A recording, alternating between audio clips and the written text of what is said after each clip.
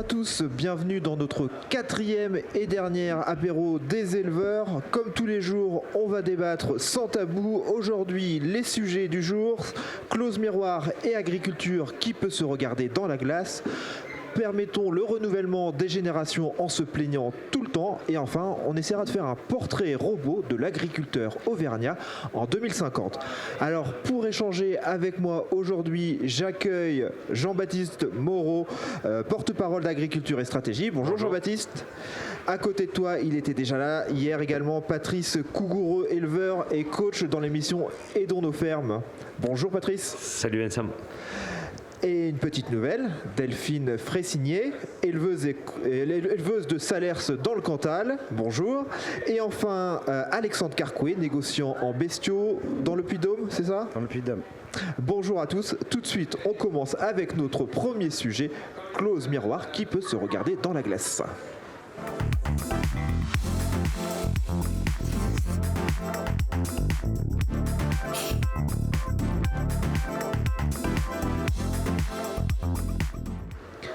Alors en janvier, les agriculteurs ont manifesté, ils ont dénoncé une concurrence déloyale, on a parlé de clause miroir. Alors la colère, elle était en partie centrée sur cette concurrence déloyale. Alors est-ce qu'à tort, à raison, est-ce que c'est un peu trop exagéré ? Jean-Baptiste, ton sentiment ?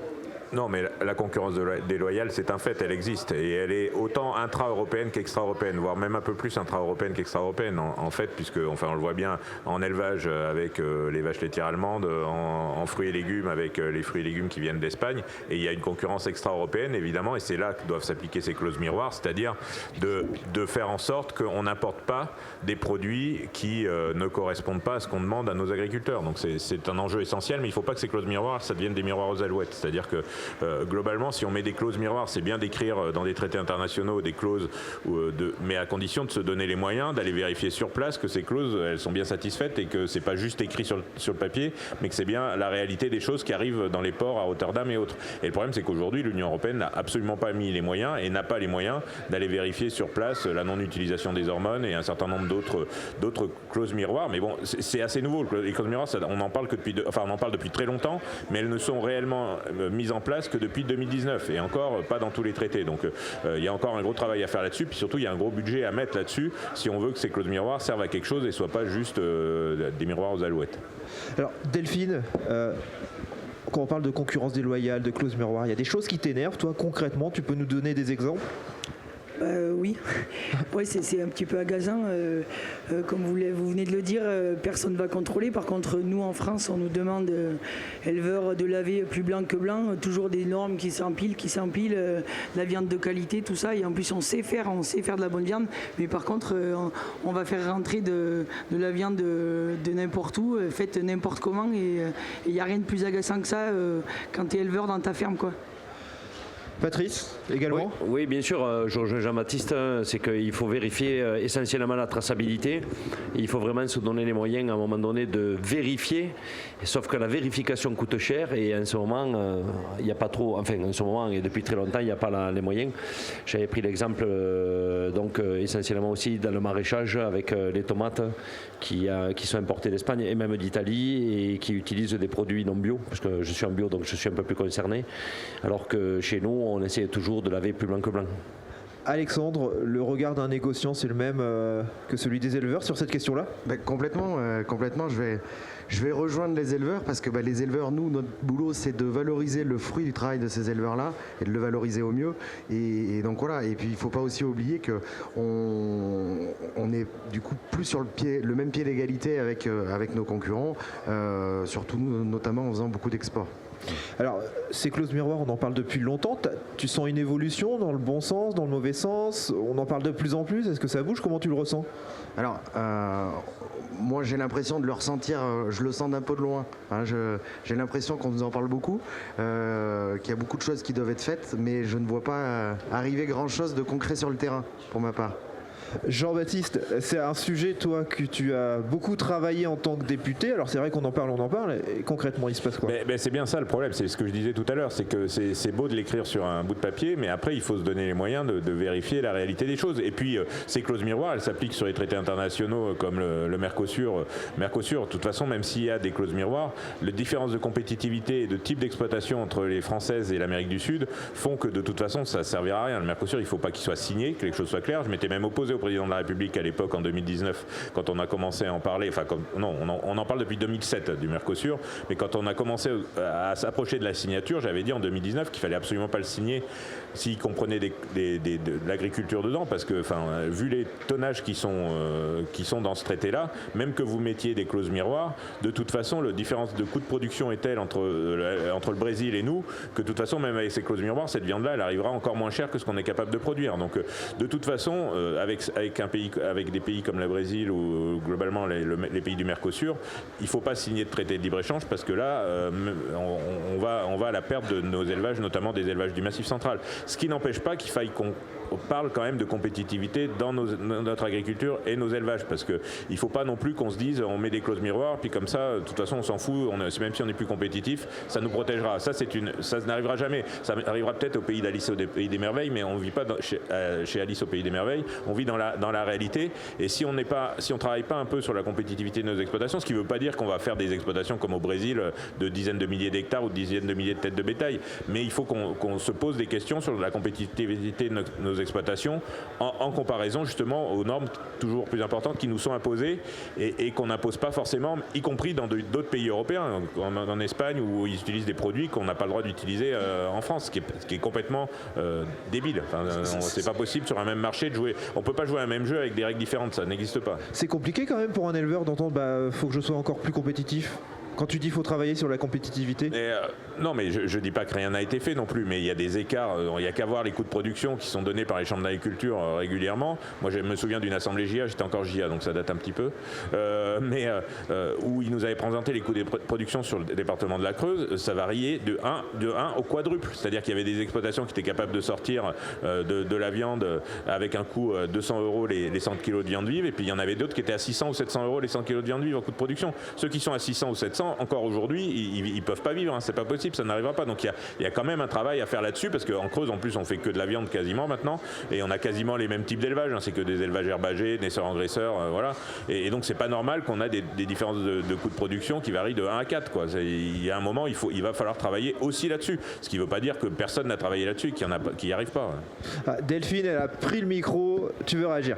Ouais, je vais avoir une réaction. C'est sûr qu'il faut qu'on soit bon, il faut s'améliorer tous les jours des performances, mais je pense qu'il faut quand même donner une perspective. On ne peut pas demander aux éleveurs demain de dire améliore-toi encore, fais ci, fais ça, tu vas voir, ça va être génial, si en face on n'est pas sûr d'avoir un prix rémunérateur. Aujourd'hui, c'est sûr qu'il y a des écarts, forcément il y aura toujours des bons, des mauvais, mais dans tous les métiers, ça existera toujours. Et si on prend la moyenne, les gars sont quand même bons et essayent aujourd'hui de s'améliorer. Sauf que s'il n'y a pas de perspective, tu n'as pas envie de t'améliorer, quoi. Patrice, un rapport de 1 à 4 sur les coûts de production, c'est tabou d'en parler, de le poser sur la table, de dire attention, tout le monde n'est pas au même niveau? Mais c'est pas tabou, la problématique elle est là, c'est que c'est la réalité. Et que la réalité, elle est dure à entendre, elle est dure à faire. Comme tu dis, c'est compliqué parce qu'on ne peut pas aller au-delà de ce qu'on sait faire aujourd'hui. Et pourtant, il va falloir continuellement s'améliorer. Donc ça va être problématique. Alors moi, j'ai beaucoup de mal à croire qu'on résoudra le problème dans les prochaines années. On a reculé le CETA, le Mercosur. J'espère qu'on ne le signera pas. Mais j'ai très très très peur qu'on le signe un jour ou l'autre. Et si on n'est pas prêt, à nous, l'agriculture française, à répondre à ce défi, on y passera. Jean-Baptiste, quand même, le CETA, parce que tu as parlé du Mercosur, mais le CETA, tu l'as assumé. Ah oui, je l'ai assumé, je l'ai voté, je l'ai signé. Il est bénéfique pour l'agriculture française. Ça a permis d'écouler des stocks de poudre de lait qui endobbaient le marché depuis des années, et ça a permis de faire monter le prix du lait, notamment. Pas seulement, c'est pas que le CETA, mais en partie. Donc voilà, il y a des accords qui peuvent être bons et il y en a d'autres qui peuvent être mauvais. Il y a un certain nombre de choses qu'il aurait sans doute fallu mettre dans le CETA, mais le problème c'est que c'est des accords qui sont en négociation depuis 20 ans. C'est ça qui va pas non plus. Des accords qu'on a commencé à négocier il y a 25 ans avec un un contexte agricole qui n'était pas du tout le même que celui qui est aujourd'hui, on devrait redémarrer à zéro, quoi, quasiment. Donc voilà, le CETA était globalement bon. Moi, ce que je dis et ce que je répète, c'est que quand on est responsable professionnel ou quand on est politique, le but, c'est de résoudre les vrais problèmes de l'agriculture et pas d'essayer de faire diversion avec des problèmes qui n'en sont pas réellement. Parce que l'agriculture française et européenne, elle a des vrais problèmes. Les accords internationaux peuvent en faire partie à certains moments, notamment, je l'ai dit tout à l'heure, par rapport au Mercosur. Il y en a d'autres qui sont moins problématiques et il faut s'intéresser aux vrais problèmes de l'agriculture française, qui sont les distorsions de concurrence intra-européenne déjà, qui sont les problèmes de compétitivité. Parce que oui, bien sûr que chaque agriculteur fait au mieux, mais enfin, dans la présentation dont je parlais tout à l'heure, il y en avait 25% qui étaient à 1 et il y en avait 25% qui étaient à 4. C'était pas 1 ou 2 qui étaient à 4 fois les autres. Donc il y a quand même globalement une moyenne à améliorer sur les exploitations, parce que laisser penser aux agriculteurs que demain on va être une île, qu'on va être capable de se protéger, de mettre des barrières et arrêter d'importer, c'est leur mentir, hein. C'est leur raconter la messe, ça n'arrivera pas. Donc il vaut mieux leur préparer à la dure réalité et essayer de faire en sorte qu'ils soient encore là demain que de leur raconter des fadaises en expliquant qu'on va protéger nos frontières de toutes les importations possibles et imaginables. Ça n'arrivera pas. Ce qui est le plus problématique dans ça, et Jean-Baptiste, c'est qu'on est devenu une variable d'ajustement sur tous les échanges qui peuvent être européens et surtout mondiaux. Et contre des produits allemands ou des produits pharmaceutiques, ça devient compliqué, quoi. Alexandre ? Et juste, moi, je voulais rebondir sur ce que disait Jean-Baptiste. Je pense qu'aussi, il ne faut pas oublier, et ça, je souligne ça vraiment, il ne faut pas oublier aussi la vocation d'export de la production française. Et à un moment donné, je pense qu'on peut, enfin, voilà, je veux dire, on peut pas exporter et ne pas vouloir importer, et, voilà. Alors, Delphine, Jean-Baptiste, il a dit le CETA, globalement bon. T'es d'accord? Comment tu l'entends? Non, je suis pas d'accord.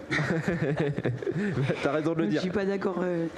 Je vais rebondir sur plusieurs choses. Déjà, le fait, je rejoins, quand tu dis en échange, on essaye de produire, alors oui, il y en a des bons, des mauvais, on va pas épiloguer le matin dessus, mais enfin la moyenne est quand même globalement bonne dans nos élevages de massifs, quoi. On a une agriculture vertueuse, on est dans le Puy-de-Dôme, dans les montagnes, enfin voilà. Et on est en train de nous expliquer qu'en échange, que quelque chose peut être bon quand on échange de la viande de qualité contre une voiture ou un avion, quoi. Enfin, le gars dans sa cour de ferme, il réagit comment quand il a passé sa journée où rien s'est bien passé dans sa journée et il entend ça? Psychologiquement, c'est aussi super dur, quoi. Et si on veut donner une perspective demain aux éleveurs, il faut leur monter des signes positifs, qu'on ait envie d'avoir des éleveurs. Et ok, on va pas tout bloquer. Je suis d'accord, l'export aujourd'hui, on en a besoin. On travaille avec des pays qui nous achètent nos broutards et là-dessus, il n'y a pas de sujet. Mais il ne faut pas qu'on nous brade et qu'on nous échange contre une bagnole, un avion. Et le gars dans sa cour de ferme, c'est super dur, quoi. Il a empilé 5 contrôles dans une année ou sur les 10 dernières années et encore on lui dit il va falloir être plus blanc que blanc, vas-y, travaille mieux. On ne sait pas combien tu vas gagner, mais vas-y, bosse. Et on s'occupe de tout et toi tu s'occupes de rien. Ça marche pas, ça c'est à la télé, dans les films. Alors Delphine, elle a dit un mot intéressant. Psychologiquement, c'est dur. Le CETA, finalement, est-ce que c'est pas une défaite psychologique? Oui, mais c'était un symbole, évidemment, c'est un symbole. Le CETA, c'est un symbole. Le Mercosur, c'est pas un symbole, hein, parce que la déflagration du Mercosur, ça sera pas symbolique pour le coup. Le CETA, c'est devenu un symbole et je peux l'entendre, je peux le comprendre, mais ce que je regrette, c'est qu'on passe notre temps à somnubiler sur le CETA au lieu de régler les vrais problèmes, je le dis une fois de plus. Et la compétitivité, ça entend aussi les contrôles, les sanctions, qui sont beaucoup trop importantes en Europe par rapport à ce qui peut être fait partout ailleurs dans les autres cadres, et même particulièrement en France où on est encore un niveau au-dessus au niveau des contrôles de l'Union européenne. La compétitivité, elle doit s'entendre là-dessus. Et la qualité des produits français, évidemment, et de l'élevage français, il n'est plus à faire. C'est bien pour ça que les pays importent des broutards français, c'est parce qu'ils sont bons. S'ils n'étaient pas bons, ils ne les importeraient pas. Évidemment qu'elle est là. Mais ça n'empêche pas qu'il faut se poser la question de la compétitivité, parce que si demain les Italiens ils trouvent d'autres broutards qui sont quasiment aussi bons mais qui sont beaucoup moins chers, ils vont les faire venir. Et on a vu avec la Pologne, c'est arrivé d'ailleurs, la Pologne et la Roumanie qui pendant un moment ont beaucoup exporté. Bon, les Italiens se sont rendus compte que c'était quand même pas tout à fait la même qualité, donc ils sont revenus en arrière. Mais il n'empêche que cette question de la compétitivité, il faut se la poser. Mais c'est pas que les agriculteurs qu'il faut qu'ils se la posent. C'est tous ceux qui encadrent l'agriculture qui se posent la question comment on peut rendre l'agriculture plus compétitive et lui mettre moins de boulets au pied que ce qu'on lui met aujourd'hui, parce qu'on lui met un paquet de boulets au pied, soi-disant suite à la demande du consommateur, mais en fait le consommateur, quand il est dans son rang, il achète du poulet brésilien comme il achète du poulet français, et le poulet brésilien, il n'a pas les mêmes contraintes, lui. Et c'est bien ça la problématique, mais plus globalement, on a à peu près tous le même âge autour de la table. Moi je me souviens de mes cours de 5e en histoire et géographie, on nous expliquait que la France était le grenier de l'Europe, qu'on qu'on était le pays exportateur, qu'on exportait 120, 130, 140%, et aujourd'hui on n'est plus. Et donc pourquoi on arrive sur des traités qui nous impactent directement? C'est que plutôt que d'être excédentaire et de devenir en fait la position dominante du marché, on l'a subi tout simplement. Alors, sur le CETA, par exemple, parce qu'au final, les Canadiens, il n'y a pas eu d'importation massive. Non, mais les tonnages qui étaient dans le CETA, c'était très faible et il fallait qu'ils montent des filières entières sans hormones où ils n'avaient aucun intérêt économique à le faire. Donc, c'était pas le sujet. Je savais très bien qu'on ne serait pas inondé de viande canadienne et de fait, on importe un peu en Roumanie, en Pologne, mais globalement, c'est des quantités qui sont négligeables, qui n'ont aucun impact sur les prix de marché. Mais peu importe, on ne va pas tourner autour en rond le CETA. Voilà, pour moi, c'était un symbole. Je comprends que psychologiquement, ce soit dur. Et évidemment que l'agriculture ne doit pas être une monnaie d'échange comme une autre et ne doit pas servir à vendre des Airbus et des Mercedes et des Volkswagen. Mais aujourd'hui, rêver d'un monde fermé où la France ou l'Europe va fermer ses frontières, et comme le disait d'ailleurs très bien, voilà, c'est un rêve et ça n'arrivera pas. Et donc il faut se préparer à la concurrence. Il faut mettre les clauses miroirs justement pour quand même limiter les concurrences, mais il faut aussi s'y préparer parce que de toute façon ça va arriver. Donc ça sert à rien de mentir aux agriculteurs et à la base en leur expliquant que tout va bien, on va mettre des frontières ou alors on va mettre des clauses miroirs qui vont tout résoudre. Ça va pas tout résoudre. Il y aura quand même de la viande qui va arriver. Et le Mercosur, je crains effectivement qu'il soit signé dans les mois qui viennent. Et ça va être une catastrophe parce qu'on n'est pas prêt. On n'est pas du tout prêt à faire face à ça. Et c'est un vrai problème. Et c'est un vrai problème de notre agriculture aujourd'hui. Mais ce que disait, il avait raison, mon prédécesseur, c'est que aujourd'hui en viande bovine, on est plus qu'autonome à 85%, alors qu'on sort d'années où on était en surproduction. Aujourd'hui, on est obligé d'en importer parce qu'on n'est plus capable de produire tout ce qu'on consomme. Et c'est bien un des drames. Et on l'a vu avec l'affaire Lactalis récemment, à force de réduire la production, eh ben, les industriels ils vont finir par aller chercher ailleurs, pas parce qu'ils ont envie d'aller acheter ailleurs, mais parce qu'on ne produit plus assez. Alors je te coupe, mot de la fin très rapide avant de passer à l'autre débat. Patrice, non? Ou on enchaîne? Non, je pense que j'ai à peu près tout dit. Bon, alors juste le mot de la fin, Alexandre, après on passe à l'autre débat. Juste le mot de la fin aussi, tout ça pour dire que nos filières vont être très très importantes dans ce défi à relever parce que c'est les filières qui vont aussi faire que on va protéger la production, quoi. Alors avant d'enchaîner avec l'autre débat, je manque à tous mes devoirs, je m'excuse, on est à l'apéro des éleveurs et j'ai oublié la plus fidèle des fidèles, ma petite blonde préférée, là, voilà, elle est là avec nous depuis le début de la semaine, la bière du sommet. Hop, je vous laisse passer les verres parce que c'est ça aussi l'apéro des éleveurs. Merci. Faut quand même pas oublier l'essentiel, trinquer. Alors tout de suite, le nouveau débat. Favorise-t-on le renouvellement des agriculteurs en se plaignant tout le temps?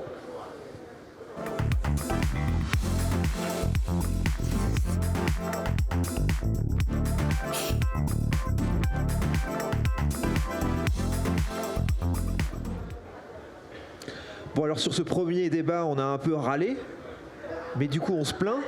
Alors est-ce que vous avez une bonne nouvelle? Pourquoi ça va bien? J'ai envie de vous dire, voilà, qui est-ce qui commence? Delphine, pourquoi ça va bien? Est-ce qu'il y a des bonnes nouvelles? Est-ce qu'il y a des choses motivantes pour les jeunes qui vont passer, qui vont dire pourquoi il faut y aller en agriculture? Quelque chose de joyeux, c'est possible? Oui, je pense. Et la bonne nouvelle, c'est que, on prend l'exemple, on est au sommet, hein. On a passé une semaine, moi j'ai exposé cette semaine-là en salaire et on a plein de jeunes. Et ça, je pense que c'est une bonne nouvelle. On a 350, 380 animaux en concours et il n'y a pas une bête qui est rentrée sur un ring sans un jeune devant, derrière, motivé avec le sourire, le smile. Je pense que c'est la passion qui est la bonne nouvelle de l'élevage. Et je pense qu'aujourd'hui les jeunes sont quand même conscients que le métier il est pas facile, hein. Je me plains pas, c'est une réalité en fait. Je pense qu'on se plaint pas.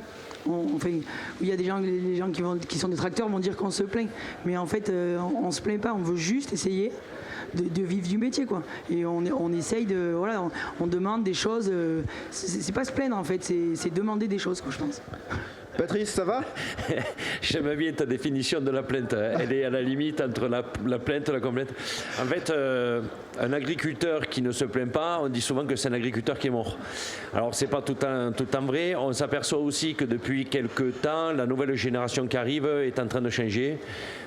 Pour la simple et bonne raison que pour beaucoup, ils ont fait autre chose avant de rentrer dans l'agricole.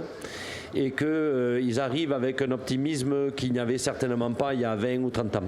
Ça, c'est, je pense, le premier facteur. Le deuxième, c'est que je pense, mais ce n'est que mon point de vue, on a très très mal communiqué sur les 15 et 20 dernières années. On n'a pas assez communiqué et le peu qu'on a fait, on a mal communiqué. Donc ça fait quand même beaucoup de choses. Voilà. Là, je trouve que l'agriculture française est en train de reprendre avec plein de leaders sur les réseaux sociaux essentiellement. Et je pense qu'il y a plein de bonnes choses à faire. Et le troisième et dernier point, c'est que on revient un petit peu sur ce qu'on disait tout à l'heure et Jean-Baptiste parlait de la compétitivité des exploitations.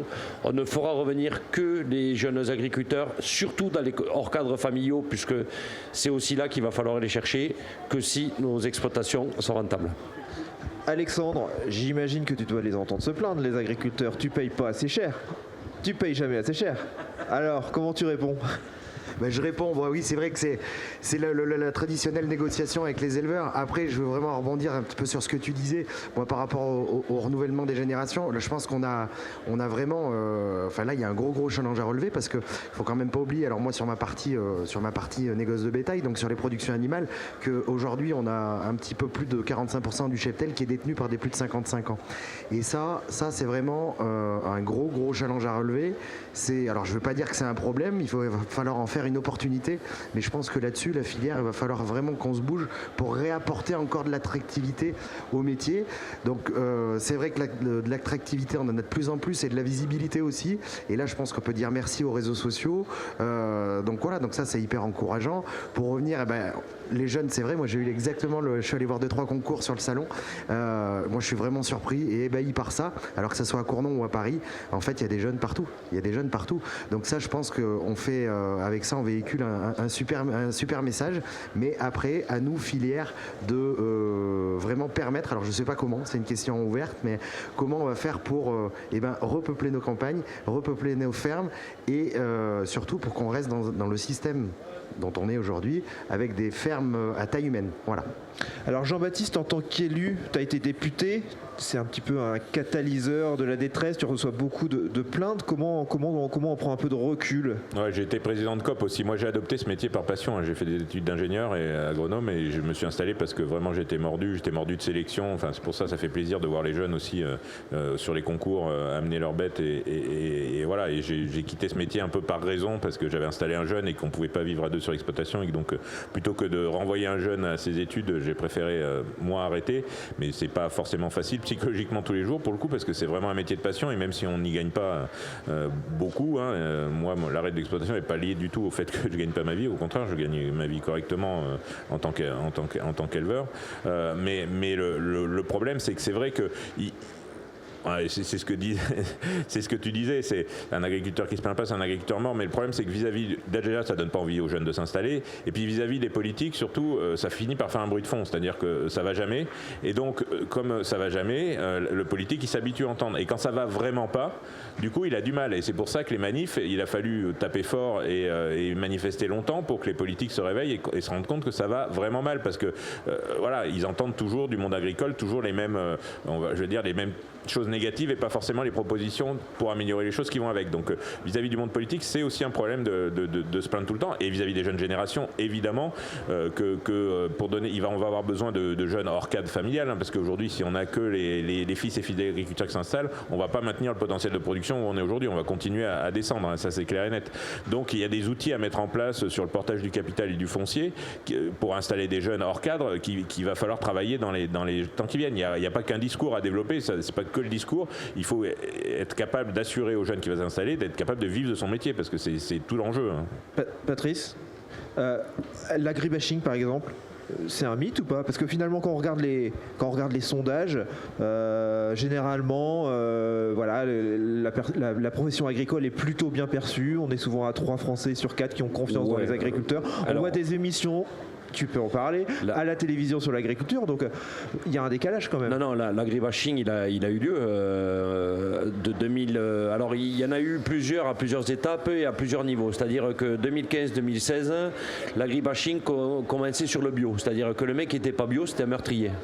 Moi j'ai le souvenir, puisque je fais de la vente directe, quand j'allais déposer mes colis à mes clients, j'avais toujours un ou deux prospects qui passaient dans la rue et qui venaient me voir en disant « Ah, qu'est-ce que vous faites? C'est bien, vous venez du Tarn, de l'Aveyron, c'est trop bien, etc. etc. » Quand tout le monde est passé en bio parce qu'il fallait être en bio, les gens, quand tu passais et qui voyaient que tu n'étais pas bio, tu étais un pollueur, pesticide, etc. Bon, ils ne savaient pas le mot de pesticide. Et ensuite, on en a eu une autre génération en 2019-2020, juste avant le Covid, au moment où c'est qu'il y a eu on avait eu le cas de 2 ou 3 collectifs qui s'étaient montés dans des résidences parce qu'il y avait des agriculteurs qui sulfataient trop près des résidences.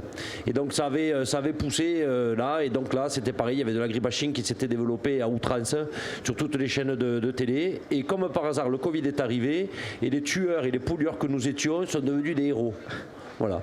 Et depuis ça, on n'entend plus rien. Le bio, plus personne n'en a rien à faire, puisque quand on va dans les rayons, les gens ils cherchent d'abord un prix avant de chercher la qualité, parce qu'entre-temps l'inflation est passée par là, etc. Mais il n'empêche qu'il faut quand même continuer toujours sur cette coutume de qualité pour qu'on puisse traverser au niveau de la longueur de temps, quoi. Delphine, tu es d'accord? Après le Covid, tu as eu le sentiment au moment d'être devenue une super-héroïne? Ouais, un peu, ouais. Ouais. Ouais, mais ce qui est dommage, c'est que ça n'a pas duré, quoi. Ça n'a pas duré? Ouais, enfin, moi je trouve que, oui, effectivement, pendant le Covid, on était devenus des héros. Il y a des gens qui ont découvert que leurs voisins avaient des vaches. C'est extraordinaire quand même. Et par contre, là, je pense qu'on est en train de. Ça s'essouffle, ça s'estompe. Après, suite aux manifs là, de janvier, finalement, les gens sont revenus. On a été quand même soutenus par la population. Enfin, je veux dire, personne ne nous a dit partez, sortez, arrêtez. Donc c'est oui, la population nous soutient. Donc, oui, l'opinion publique était là à ce moment-là. Oui, l'opinion publique, ils étaient plutôt avec nous, quoi. Donc c'est plutôt bien, quoi. Mais effectivement, on a eu l'air d'être des héros là, ouais. Pendant le Covid, c'était que c'est. Donc ça c'est positif, quoi. Oui, bah oui, c'est positif. Oui, c'est positif. Mais après, je vais rebondir. Je sais plus comment vous l'avez exprimé tout à l'heure, mais ouais, on se plaint peut-être. Mais les gens, si on veut faire venir des hors cadres. Moi je suis plutôt terre à terre, optimiste. Enfin voilà, j'aime l'élevage, j'ai passé des hauts, des bas. Ça fait 11 ans que je suis installé. J'ai passé 10 années, je vais pas dire le mot parce que c'est pas très gentil, mais enfin voilà quoi, c'est la première année où on a un peu de perspective, quoi. C'est génial en 10 ans. Mais par contre, il faut pas mentir aux gens, quoi. Enfin, c'est pas se plaindre, c'est dire la vérité, quoi. C'est dire voilà, demain tu deviens éleveur, la vraie vie c'est ça, quoi. Donc on peut communiquer sur les réseaux et tout. Je suis pas contre ça. Il faut communiquer parce que ça montre des vraies choses.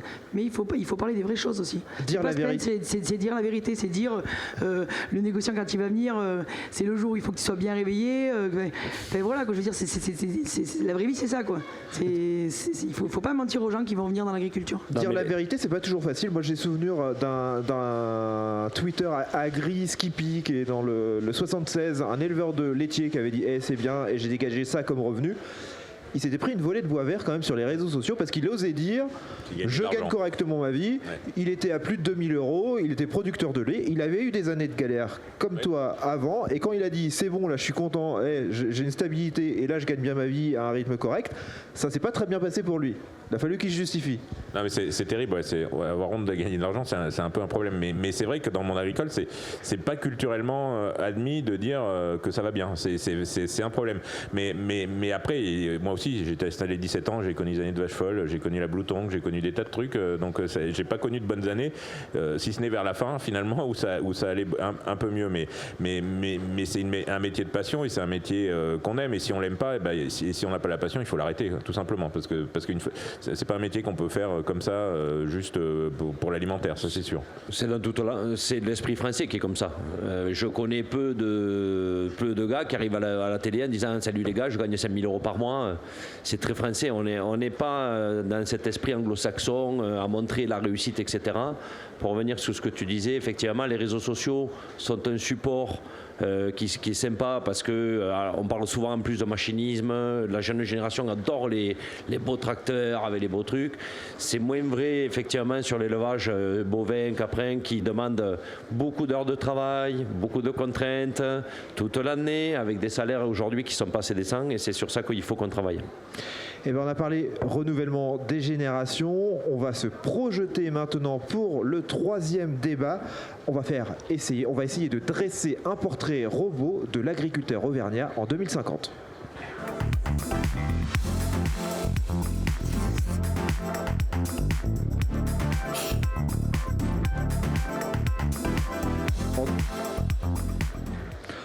Alors en fait c'était en 2100, mais en gros c'était marqué 2100, on va se projeter 2100, 2050. De toute façon ça ne change rien.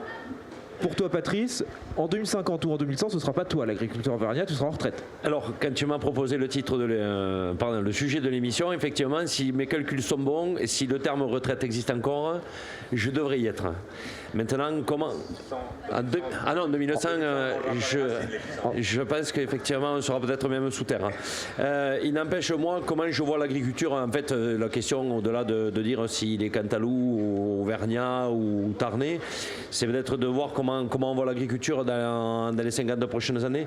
Moi, je crois beaucoup, alors peut-être que Jean-Baptiste me dira le contraire, mais Macron a quand même tourné essentiellement sur l'élitisme dans plusieurs professions. Je pense qu'il y aura une partie, en particulier sur la viande, qui sera destinée à avoir un tarif très haut, peu concurrentiel, parce que destiné à l'élitisme. Je pense essentiellement que la partie intermédiaire sera destinée effectivement aux gens qui veulent manger de la viande française. Et je suis presque au regret de me dire que les traités du Mercosur ou d'autres qui arriveront à long terme feront qu'à un moment donné, c'est déjà le cas dans nos cantines malheureusement, qu'on sera obligé d'importer avec tous nos marchands et toutes nos filières, une grande partie de la viande. Mais il est important et je pense qu'il est même vital qu'on devienne hyper compétitif pour garder le peu qu'on pourra sauver. Alors Alexandre, tu évoquais tout à l'heure ta collecte des partenaires éleveurs assez âgés. Donc qui seront-ils? Est-ce qu'ils seront encore là? C'est ça la question qui peut se poser. C'est ta crainte aujourd'hui d'avoir des gens avec qui travailler, des éleveurs avec qui travailler? Clairement oui. Alors j'espère qu'ils seront là. On va tout faire pour qu'ils soient là et pour qu'il y en ait des nouveaux. Après là-dessus, moi je pense que l'éleveur ou l'agriculteur, alors moi je côtoie plus les éleveurs, mais l'éleveur de 2100 et de 2050, mais j'ai envie de dire suite 2030, doit être comme ça aussi. Il va falloir aussi des éleveurs qui s'adaptent à une demande de marché et un éleveur qui fait le produit que le marché demande. Et voilà, juste un exemple, je sors d'une réunion de travail là, avec des éleveurs salaires, avec un groupe d'éleveurs salaires, où ça m'a vraiment fait plaisir de participer avec eux. En fait, et ben voilà, c'est des gens qui disent, ben voilà, aujourd'hui on a une race, ils nous ont invités, on était plusieurs opérateurs. Qu'est-ce que va être le marché de demain? Qu'est-ce que va nous demander le marché? Et comment on peut adapter notre race à ce marché? Et ça, j'ai trouvé la démarche très très bien.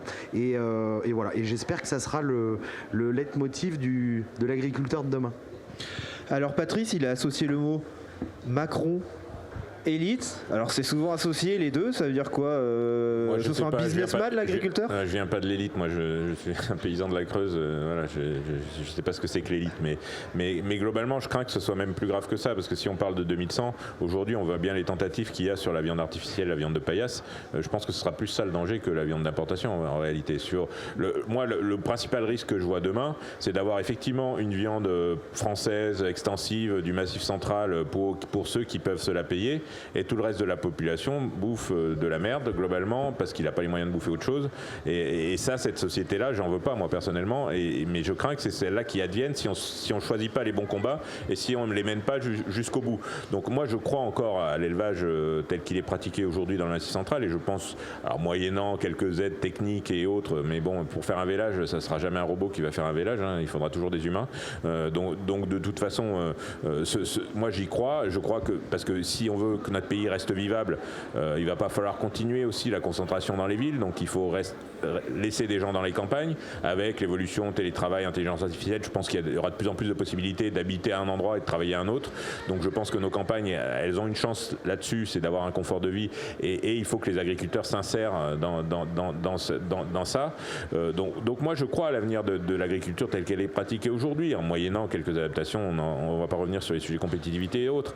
Maintenant, effectivement, il y a des dangers de concurrence, de viande d'import, tout va dépendre un peu du modèle de société global qu'on nous prépare et sur lesquels on va aboutir. Parce que effectivement, la viande de paillasse aujourd'hui, je peux vous dire que moi, pour avoir été parlementaire, vous avez des gros industriels qui sont en train d'investir massivement, notamment aux États-Unis là-dessus.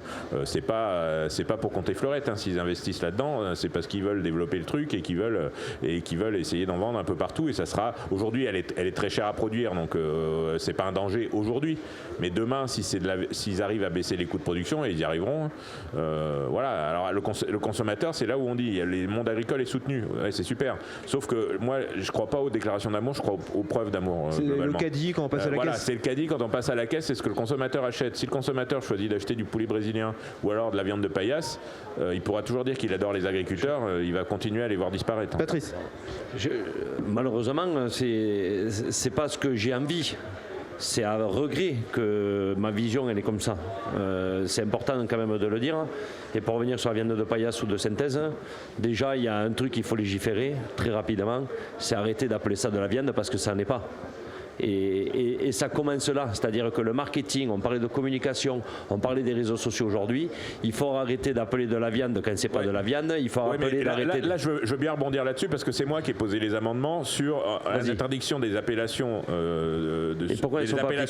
sur les protéines végétales, d'utiliser des appellations steak végétal ou des trucs comme ça. Eh ben, je peux vous dire que moi, je l'ai déposé une première fois dans Egalim, ça a été boulé par le Conseil constitutionnel et derrière, j'ai essayé de l'introduire dans des projets de loi et aujourd'hui, c'est pas encore très effectif dans l'application des choses. Il y a des résistances, y compris dans le monde agricole, parce que les premiers qui me sont rentrés dedans, c'est les producteurs de protéines végétales, évidemment, qui m'ont expliqué qu'il fallait pas interdire steak, saucisses pour les produits végétaux. Donc c'était intra-monde agricole. Là. C'était même pas, on parle même pas des lobbies végans qui sont omniprésents et notamment dans les médias. Donc on a un vrai souci là-dessus aussi, oui, évidemment.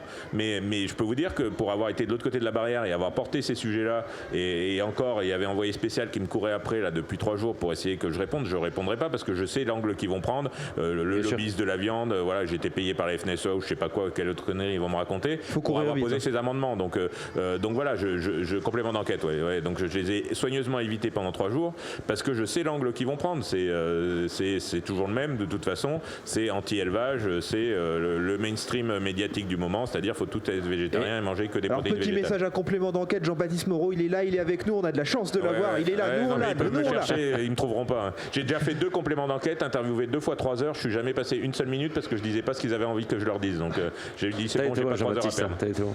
Non mais c'est le début du marketing et c'est là que alors je pensais pas qu'il y avait un lobbyiste, même des lobbying même de l'agriculture sur ça, mais moi je suis outré quand mes enfants reviennent à la cantine puisqu'aujourd'hui ils sont obligés de faire des repas alors vegan, végétarien, on la déguise comme on veut, avec des steaks de graines qu'on appelle steak alors que le terme steak il est associé normalement à la viande.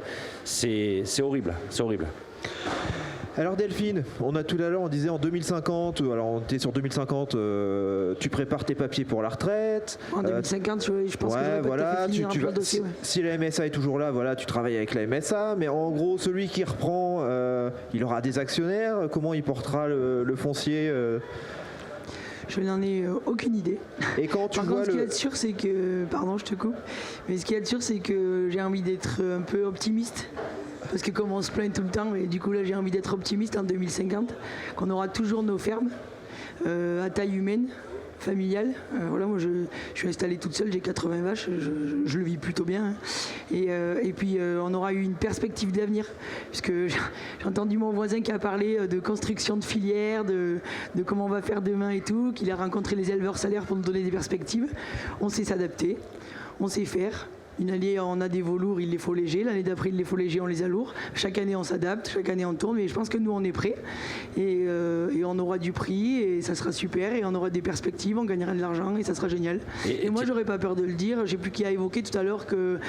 c'est toi, je crois, qui a dit que moi, si demain, j'arrive à payer mes factures, j'attends pas le 15 octobre pour payer une PAC, pour avoir un versement PAC et tout, moi, je le dirais, haut et fier. Je dirais, ouais, je nourris les Français. Je fais partie des gens qui nourrissent les Français. français et je serai fier de faire ça. J'espère que les jeunes qu'on a parlé tout à l'heure, ils y seront en 2050, ils seront dans le dur. Hein. Et j'espère qu'ils seront fiers et que tout ira bien pour eux. Et je sais pas, tu as même entendu, il a dit tout à l'heure qu'il allait acheter la viande à partir de 8 € le kilo, à partir de tout à l'heure. Et ouais, c'est ça. Mais de toute façon, tu vois qu'on a bien fait de venir quand même. Il faut avoir de la perspective. Là, on est en 2024. En 2020, il y a eu des actions syndicales. Les éleveurs bovins et viande étaient en colère. On a rencontré des gens des filières qui nous ont dit mais quand même, vous vous rendez pas compte, des veaux à 3 €, des vaches à 6, mais vous marchez sur la tête. Ouf. Aujourd'hui, le broutard, il y a des races qui arrivent à 4, les vaches ont sauté les 6. Finalement, on y arrive. Si tout le monde a envie de sauver son métier, moi, je jette la pierre à personne. On a une grosse filière, on a la chance d'avoir beaucoup d'acteurs. Et si on se met tous autour d'une table pour essayer de sauver sa peau, sauver sa peau, c'est peut-être pas le mot, mais enfin voilà, j'en ai pas d'autres tout de suite qui me viennent dans la tête. Je pense qu'on va y arriver, quoi. Enfin, je veux dire, il y a des gens qui, chacun son métier, il y a des gens qui défendent des lois pour défendre l'agriculture, il y a des gens qui exportent nos animaux et nous on sait les faire naître, et d'autres qui font de la communication. Enfin, je veux dire, si on se met tous autour d'une table comme on vient de le faire, je vois pas pourquoi on n'y arriverait pas, quoi. Moi, je suis optimiste. Eh ben merci, on va conclure sur ce message positif. Alors quand même, juste à 8 € le kilo en 2100, on connaît pas l'inflation. Hein. Ça se trouve, il peut Non, c'est immédiat. J'ai entendu ça tout à l'heure. C'est immédiat. C'était pas avant d'entrer sur le plateau. Ok, non parce que faut se méfier. Alors pour terminer cette émission, comme tous les jours, on termine avec un petit quiz. On va tester votre culture agricole. Alors je précise que la question elle a été écrite hier soir. Parce que voilà, quelle personnalité ne fait pas son vin? Alors, est-ce que le Rosé Garcia de José Garcia existe? Est-ce que le Grand Rouge de Luc Besson existe? Est-ce que le Big Rosé de Jean-Marie Bigard existe? Est-ce que le Splendide Blanc de Michel Blanc existe? Alors, voilà, petit hommage à Michel Blanc qui est décédé cette nuit. Ouais. Alors, on l'a écrit hier soir, mais voilà. Alors, lequel est faux? À mon avis, c'est Luc Besson. Ça, j'y crois pas, mais les autres, Michel Blanc, oui, un hommage particulier parce qu'ils fait tous partie de notre jeunesse, je pense. Mais je pense que c'est Luc Besson. Grand Rouge, ça me dit rien. Ça... Attends, tu dis Luc Besson? Patrice? J'en ai aucune idée, mais j'aurais dit plutôt moi José Garcia, je sais pas pourquoi. Delphine, tu dis quoi? J'aurais aussi dit le Grand Rouge de Luc Besson. Et Alexandre? Alors moi je vais suivre Patrice, je pense que c'est le Rosé Garcia de José Garcia. Eh bien non, vous avez faux, il n'existe pas, c'est le Splendide Blanc de Michel Blanc.